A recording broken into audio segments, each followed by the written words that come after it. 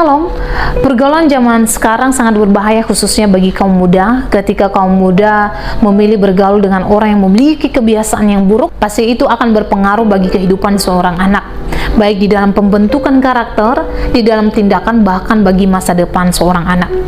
Lalu mengapa hal ini bisa terjadi? Karena seorang anak tidak memahami mana pergaulan yang baik, mana pergaulan yang buruk. Apa aja pergaulan yang buruk yang sering terjadi yang kita lihat zaman sekarang dan mungkin sering disiarkan di televisi? Kita melihat bahwa seperti narkoba, seks, merokok, mabuk-mabukan, dan lain sebagainya. Lalu apa kata Alkitab tentang pergaulan yang buruk? Di dalam 1 Korintus pasal 15 ayat yang ke-33 berkata, "Janganlah kamu sesat, pergaulan yang buruk akan merusak kebiasaan yang baik."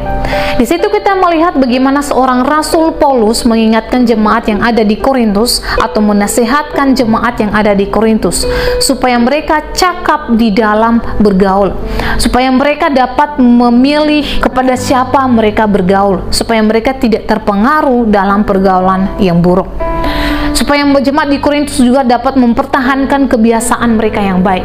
Bukan berarti bahwa Rasul Paulus melarang mereka untuk bergaul, tidak. Tetapi penekanannya di sini bahwa bagaimana jemaat Korintus bisa waspada dalam memilih untuk bergaul. Sebagai umat tebusan Allah, prinsip ini juga penting bagi kita. Bagaimana kita mencerminkan karakter Kristus di dalam kehidupan kita. Bagaimana kita menunjukkan perbedaan sebagai anak-anak Tuhan.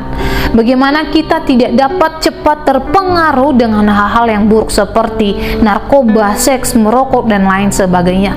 Bagaimana anak-anak Tuhan dapat menjaga kekudusan hidupnya. Bagaimana anak-anak Tuhan taat kepada Tuhan. Bagaimana anak-anak Tuhan tidak dapat terpengaruh dengan hal-hal yang tidak menyenangkan di hadapan Tuhan. Kita melihat dua hal penting yang perlu diperhatikan dalam kita bergaul, yaitu dengan siapa kita bergaul dan bagaimana kita bergaul.